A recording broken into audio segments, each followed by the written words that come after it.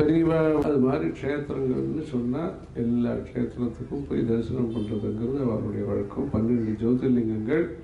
தரிசனம் பண்ணுறதோடு இல்லாமல் பண்டர்பூர் போகிறான்னா அங்கே நிறைய கூப்பிட்டு எல்லாருக்கும் ஒரு வஸ்திரம், அவளுக்கு இந்த இதுன்னு சொல்லுவாள் உலுப்பைன்னு பேர், அது மாதிரி அவளுக்கு வேண்டிய திரவியங்கள்லாம் கொடுத்து 12 ஜோதிர்லிங்கத்திலையும் ஆச்சாரியாருடைய பகவத் பாதாருடைய விக்கிரகத்தை பிரதிஷ்டை பண்ணி இந்த மாதிரி உற்சவங்கள், மகாமகம், அதுக்கு கும்பமேளா,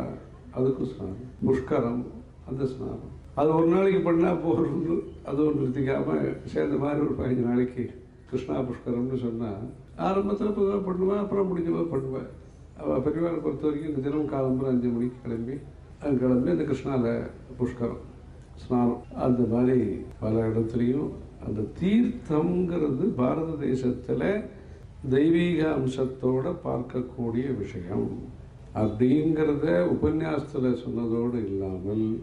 எங்கள் க்ஷேத்திரத்தில் தீர்த்தம்னு சொன்னாலும் அங்கே போய் ஸ்நானம் பண்ணி அந்த தீர்த்த மகிமையை ஜனங்களுக்கெல்லாம் உணர்த்தி அனுகிரகம் பண்ணினேன். அதே மாதிரி க்ஷேத்திரங்கள் எங்கே இருந்தாலும் அந்த க்ஷேத்திரத்துக்கு போய் தரிசனம் பண்ணிட்டு ஸ்ரீசைலம்லாம் நடந்து போய் வெயில் குளிர் எதையும் பற்றி யோசிக்காமல் அந்த க்ஷேத்திரங்களுக்கெல்லாம் போய் தரிசனம் பண்ணி அங்கே என்ன நல்ல காரியம் பண்ண முடியுமோ அதையும் பண்ணி இந்த பாரத தேசம் புண்ணியமான பாரத தேசம் அப்படிங்கிறத ஜனங்களுக்கெல்லாம் எடுத்து சொல்கிறார். ஹர ஹர சங்கர, ஜெய ஜெய சங்கர்.